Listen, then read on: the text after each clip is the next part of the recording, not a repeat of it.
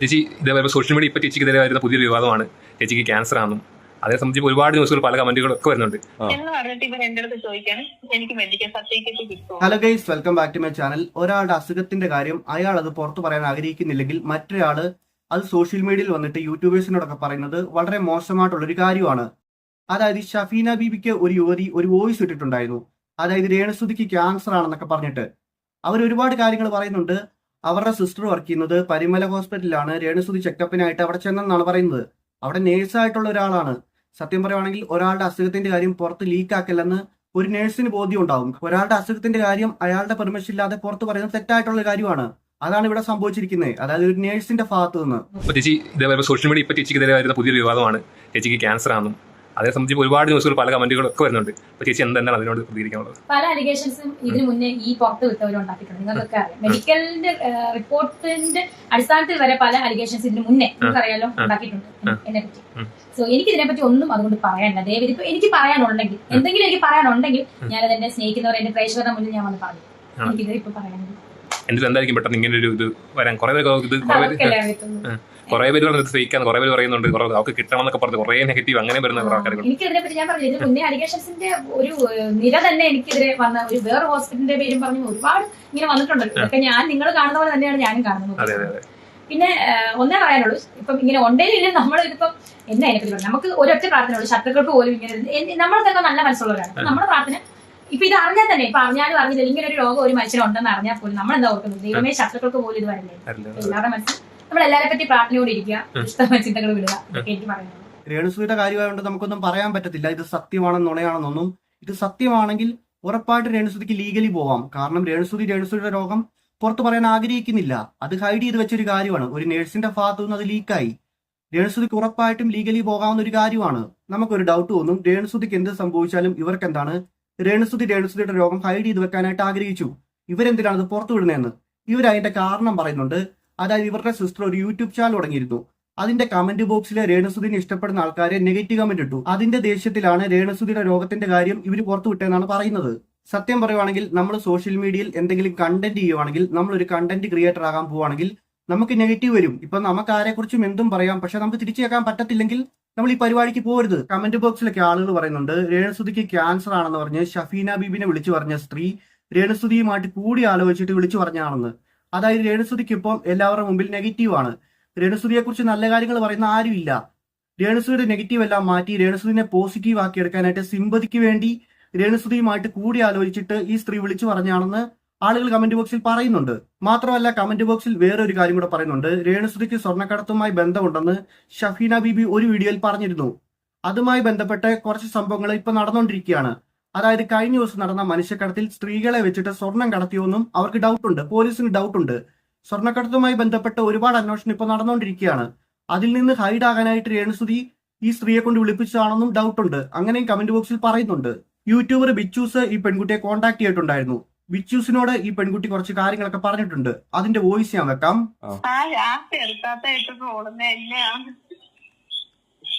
എനിക്ക് മനസ്സിലായി ഞാൻ ആ ചാറ്റ് ഞാൻ കണ്ടായിരുന്നു. അവരുടെ വീഡിയോക്കകത്ത് എടുത്തപ്പോ ഞാൻ ചാറ്റ് കണ്ടായിരുന്നു. അതെന്ത് പറ്റിയാന്നറിയോ?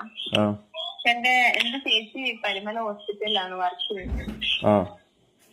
രേണുസുതി അവിടെ വന്നപ്പോ അതിന് മുന്നത്തെ ഒരാഴ്ച മുന്നേ വന്നിട്ടുണ്ടായിരുന്നു. അപ്പൊ അത് ഞങ്ങളോട് പറഞ്ഞു, അടുത്ത വട്ടം വന്നപ്പോ പറഞ്ഞു എടി രേണുസുതി ഇവിടെ ഉണ്ട്. അപ്പൊ ഞങ്ങൾ വിളിച്ചോണ്ടിരിക്കുകയായിരുന്നു. അപ്പൊ ഇവിടെ വന്നെന്ന് പറഞ്ഞു.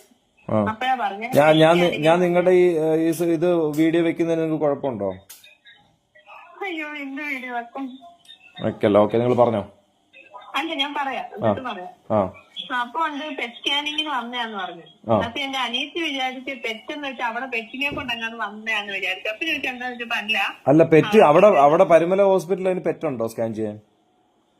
പെറ്റ് സ്കാനിങ് പെറ്റെന്നല്ല പറഞ്ഞു, പെറ്റ് സ്കാനിങ് എന്നല്ല പറഞ്ഞു. പെറ്റ് സ്കാനിങ് എന്ന് വെച്ച് കഴിഞ്ഞാൽ നമ്മൾ ക്യാൻസർ ഉണ്ടോ അത് എത്രത്തോളം വ്യാപിച്ചു അറിയാമെന്നാണ് പെറ്റ് സ്കാനിങ്. അതൊക്കെ അപ്പൊ എന്റെ അനിയത്തി അടുത്താണ് ചേച്ചി ഇത് പറയുന്നത്. ഞാനെല്ലാം വിളിച്ചു, ഞാൻ അടുത്തിരിക്കുകയാണ്. അന്നേരം പറഞ്ഞു ഈ രേണുസുതി വന്നിട്ടുണ്ട്, പെറ്റ് സ്കാനിങ് വന്നിട്ടുണ്ട്. അപ്പൊ അവള് ചോദിച്ചു എന്താ അവിടെ പറ്റിയ പൂച്ച? അപ്പൊ അതല്ല, ഇത് ക്യാൻസറിന്റെ ആണ്. ക്യാൻസറിന്റെ അത് എത്രത്തോളം വ്യാപിച്ചെന്നൊക്കെയാണ് ഇന്നാണ് റിസൾട്ട് വന്നത്. എന്താണ് അത് ഏത് ക്യാൻസർ ആണ് പുറത്ത് വിട്ടത്. അപ്പൊ ഓൾറെഡി എപ്പോഴാ ഒരു ചെക്കപ്പിന് വന്നത്? ഞാൻ എന്നാണ് ഈ മെസ്സേജ് ഇട്ടത് ഞാൻ പറയാം. അവൾ ഒരാഴ്ച മുന്നേ വന്നിട്ടുണ്ടായിരുന്നു, കഴിഞ്ഞ ആഴ്ച വന്നായിരുന്നു. വന്നിട്ട് ആ റിസൾട്ടിനാണ് ഇപ്പം ചെന്നത്. ഇപ്പൊ വന്നത്. Okay okay okay fine. റിസൾട്ടിനാണ്. അത് എന്നാണ്? ട്യൂസ്ഡേ, ഈ കഴിഞ്ഞ ട്യൂസ്ഡേ. അപ്പം മൺഡേ ആണ് വന്നത്. ഓ, കഴിഞ്ഞ മൺഡേ അത് ഷബീന ബീബി ഇട്ട ചാറ്റിനകത്തുണ്ട് കഴിഞ്ഞ ദിവസം എന്നാണ് നിങ്ങൾ പറയുന്നത്. അപ്പൊ ഉണ്ട്. അപ്പൊ ഇത് പറയാൻ എന്താ കാര്യം എന്ന് പറഞ്ഞാൽ, ഞാൻ സോഷ്യൽ മീഡിയയിലൊന്നും ഇല്ല. ഒന്നാമത്തെ കാര്യം എന്റെ അനിയത്തൊരു യൂട്യൂബ് ചാനൽ തുടങ്ങിയപ്പോ അവൾ ആദ്യം ഇട്ടത് ഈ പറഞ്ഞിട്ട് രേണുസുധിയുടെ ഒരു കണ്ടന്റ് ആയിരുന്നു, കുറച്ചുനാൾ മുന്നേ ഇട്ടത്. അതേതാ ചാനൽ? ഏതാ അപ്പം? നമ്മുടെ ചാനലിന്റെ പേരെന്തായിരുന്നു? ഞാനത് ഷെയർ ചെയ്യാം. അന്നേരം ഇത് കുറെ ആളുകൾ അവളെ. നിങ്ങളുടെ വീട് എവിടെയാ? ഞാൻ കായംകുളമാണ്. കായംകുളം. ഓക്കെ. കായംകുളം സ്ഥലം ഒന്നും പറയാൻ വേണ്ട, ആളുകൾക്ക് മനസ്സിലാവും. ഓ വേണ്ട, അല്ല പറഞ്ഞ ഞാൻ ജസ്റ്റ് ചോദിച്ചെന്നുള്ളൂ, അറിയാൻ വേണ്ടി ചോദിച്ചേ. പുള്ളിക്കാരി പബ്ലിക് ആക്കിയത് മൊത്തം. അപ്പൊ ഇവളെ കുറെ പേര് പിന്നീട് ഇങ്ങനെ ആക്രമിക്കാൻ തുടങ്ങിയിട്ടുണ്ട്. ഞങ്ങൾ തന്നെ അവിടെ പറഞ്ഞാണെങ്കിൽ ഇനി വേണ്ട എന്നും പറഞ്ഞിട്ട് അവളെ മാറ്റി വെച്ചാണ്. അവൾ ഇപ്പൊ അങ്ങനെ വീഡിയോസ് ഒന്നും ഇടുന്നില്ല. ഈ രേണുസുധിയുടെ ഇഷ്ടപ്പെട്ട് 2 ദിവസം കൊണ്ട് യൂട്യൂബ് ചാനൽ തുടങ്ങിയപ്പോ 1 ഡേക്ക് അപ്പുറമാണ് റിയാക്ഷൻ വീഡിയോ ആയിരുന്നു ഇട്ട് തുടങ്ങി. അപ്പൊ ഈ രേണുസുധി തന്നെ ഇവളെ വിളിച്ച് ഇങ്ങനെ ഓരോ അനാവശ്യ വാർത്തകളൊക്കെ പറയാനൊക്കെ തുടങ്ങി. നമുക്ക് ആ ഒരു ഇതുണ്ട്. അപ്പോഴാണ് നമ്മൾ മാത്രം അറിഞ്ഞാൽ. നമ്മളിത് അറിഞ്ഞിട്ട് ഒരു 3-4 മണിക്കൂർ കഴിഞ്ഞപ്പോഴത്തേക്ക് ഇവള് വീണ്ടും സ്റ്റോറി ഒക്കെ ആയിട്ട് ഒന്നും അറിയാത്ത മറ്റേ. അപ്പൊ ഞങ്ങൾ തന്നെ അതിശയിച്ച്, അയ്യോ ഇത് ക്യാൻസർ ആണെന്നൊക്കെ അറിഞ്ഞു കഴിഞ്ഞാൽ എങ്ങനെ ഇങ്ങനെ വീഡിയോ ചെയ്യാൻ പറ്റുന്നു, എങ്ങനെ ഇങ്ങനെ സ്റ്റോറി ഇടാൻ പറ്റുന്നൊക്കെ. അപ്പോഴും ഞങ്ങളിങ്ങനെ ഇരുന്നപ്പോ പറഞ്ഞിരുന്നു ഇവൾ ആരെ അറിയിക്കാതിരിക്കുന്ന കാര്യ നമ്മുടെ ആ തെരത്താത്ത ഇടയ്ക്ക് ഒന്ന് പറയാൻ വേണ്ടിട്ട് പറഞ്ഞു. അപ്പൊ ഞങ്ങൾ ചുമ്മാ എല്ലാരും ഇരിക്കും. ഞാൻ ഇൻസ്റ്റാഗ്രാമിൽ ഇതാക്കുന്നില്ല. അപ്പൊ ചുമ്മാ ഈ ഇത്രയും ഒരു 3 മെസ്സേജ് ഞാൻ ഇട്ടുള്ളൂ. അപ്പൊ തന്നെ എന്റെ അനിയത്തി എന്റെ അടുത്ത് പറഞ്ഞിട്ട് അതുലിന്റെ പേരിലൊക്കെ കുറെ മെസ്സേജ് ഇട്ടാണ്, അതുലിനെ കൂടി ഒന്ന് ഫോർവേഡ് ചെയ്യാൻ പറഞ്ഞു. അവളിത് ആരും അറിയാത്ത രീതിയിൽ അതുല് പറയുന്നത് ഇത് കുറെ ഒരാഴ്ചക്ക് മുമ്പ് കണ്ട് അവൻ അറിഞ്ഞാണെന്നല്ലേ പറയുന്നത്? അതെ അതെ. അതെന്ന് വെച്ചാൽ ഇവള് ദുബായിലായിരുന്നപ്പോ ഇവർക്ക് ഇങ്ങനെ ഡൗട്ട് വന്നിട്ടാണ്. പിന്നെ ഇവിടെ ട്രീറ്റ്മെന്റിനായിട്ട് വന്ന് ഇവര് വീണ്ടും ടെസ്റ്റ് ചെയ്തതാണത്. ഹോസ്പിറ്റലിൽ വരുമ്പോ അവര് വീണ്ടും ടെസ്റ്റ് ചെയ്യുമല്ലോ അവരേതായിട്ടുള്ള ടെസ്റ്റിന്റെ റിസൾട്ട് ആണ് ഈ മൺഡേയിൽ വന്നത്. അവള് റിസൾട്ട് വാങ്ങാനാണ് വന്നത്. അതായത് അപ്പൊ ദുബായിൽ വെച്ച് ടെസ്റ്റ് ചെയ്തതിന്റെ റിസൾട്ട് ആണ് പരുമലയിൽ വന്നത്? അല്ലല്ല, പരുമലയിൽ അവര് ടെസ്റ്റ് ചെയ്തതാ. ടെസ്റ്റ് ചെയ്ത് അപ്പൊ ദുബായിൽ വെച്ച് ടെസ്റ്റ് ചെയ്തതിന്റെ റിസൾട്ട് കിട്ടിയതിന് ശേഷമാണ് അതുൽ അറിഞ്ഞത്? ഇല്ല, അതിന്റെ എനിക്കറിയില്ല. അപ്പൊ ഇവർ ഈ ഷെഫീനെ അവിടെ തപ്പി പേര് പോലും എനിക്കറിയില്ല. ഷെഫീനെ അവർക്ക് മെസ്സേജ് ഇട്ടിട്ട് അതേ ടൈം ആ സെയിം മെസ്സേജ് ആണ് ഞാനൊന്ന് ടൈപ്പ് ചെയ്തപ്പോ നീങ്ങി പോയതാണ്. ഒന്നില് രേമൂന്ന് വന്ന് ഒന്നില് രേണൂന്ന്. അത് ഞാൻ എഡിറ്റ് ചെയ്തിട്ടാണ് അതുലിന് മെസ്സേജ് ഇട്ടത്. അത് എനിക്ക് അതുലിന് ഇപ്പൊ എന്റെ അനിയത്തിയാണ് പറഞ്ഞു തന്നിട്ട് ഇട്ടത്. അപ്പൊ ആ 3 മെസ്സേജ് അവിടെ കഴിഞ്ഞിട്ട്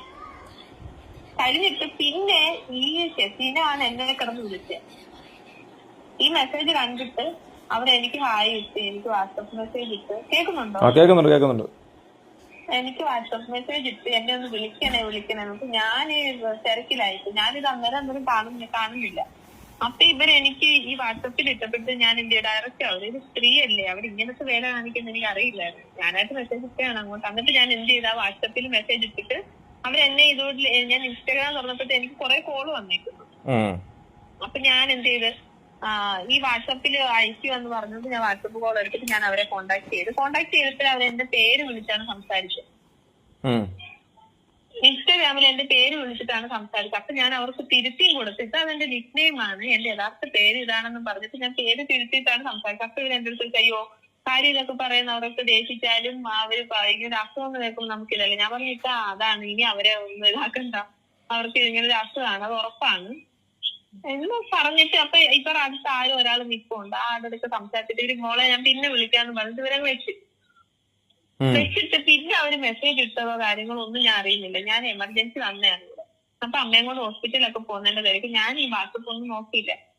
അപ്പൊ ഞാൻ ചോദിക്കട്ടെ, ഇപ്പൊ ഈ ചേച്ചി പറയുന്നത് വെച്ച് നോക്കുവാണെങ്കിൽ ഈ പറഞ്ഞ ന്യൂസ് സത്യമാണ്? പുള്ളിക്കാരിക്ക് ക്യാൻസർ ആണ്.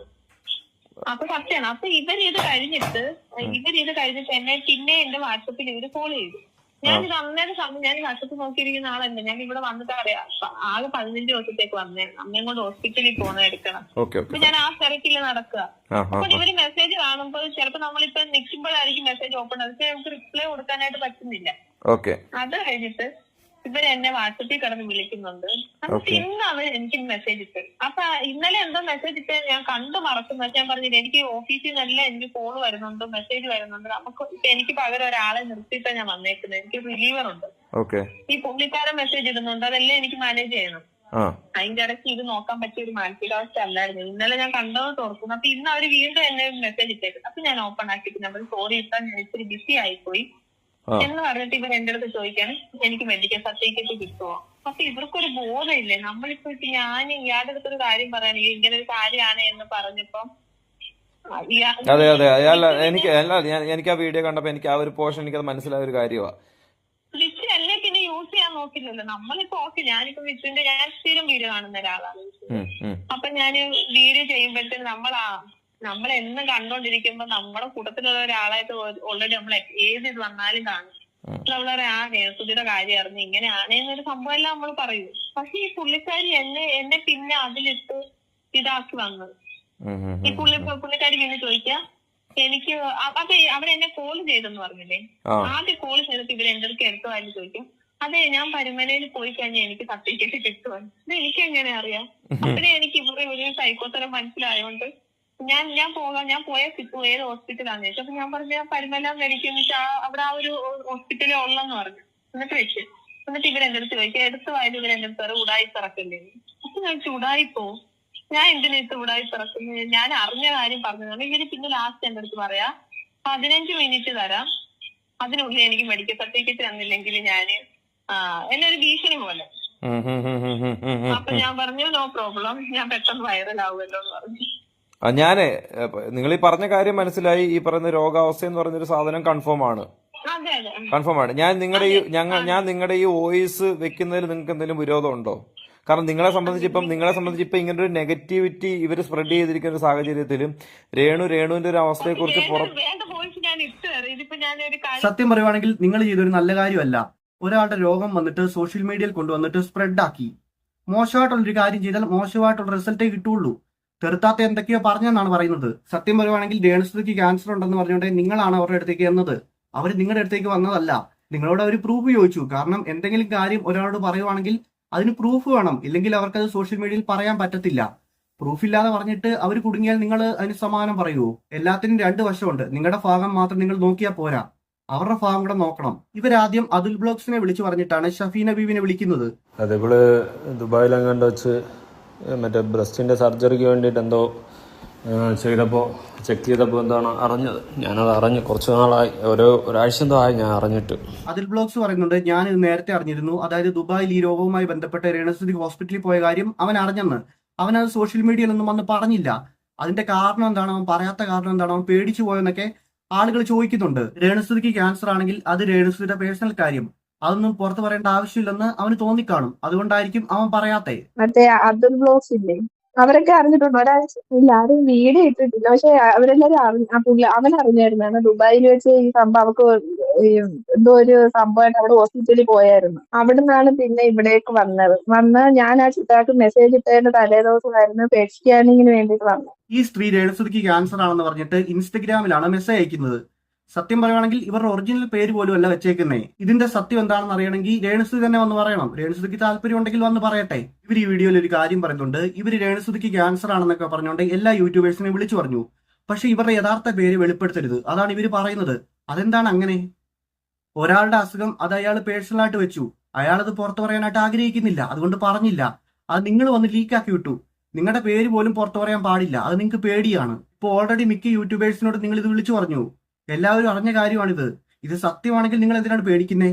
നിങ്ങളുടെ പേര് പുറത്ത് ആളുകളൊക്കെ അറിയുന്ന പേടിയുണ്ടെങ്കിൽ നിങ്ങൾ എന്തിനാണ് ഇങ്ങനത്തെ പരിപാടിക്ക് ഇറങ്ങിയത്? ഇപ്പൊ ഒരാൾക്ക് ഒരു അസുഖം ഉണ്ടായിട്ടുണ്ടെങ്കിൽ അവർ നമ്മളോട് എന്തൊക്കെ തെറ്റിയിട്ടുണ്ടെങ്കിലും നമ്മൾ അവരെ കുറ്റപ്പെടുത്തിക്കൊണ്ടിരിക്കരുത്.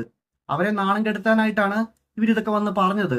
മാത്രമല്ല ഷഫീന ബീവിയുടെ കാര്യത്തിലാണെങ്കിലും ഷഫീന ബീവിയുടെ കാലിന് വയ്യാത്ത കാര്യത്തിൽ രേണുസുതി ഒരുപാട് കളിയാക്കി. അതായത് കർമ്മ തിരിച്ചടിക്കുന്നു. അതുപോലെയാണ് എനിക്ക് തോന്നുന്നത്. ഞാൻ ഇത് പറയാനുള്ള കാരണം എന്താണെന്ന് വെച്ചിട്ടുണ്ടെങ്കിൽ ഷഫീന ബീവിക്ക് ഇത് നല്ല രീതിക്ക് സങ്കടമായിട്ടുണ്ട്.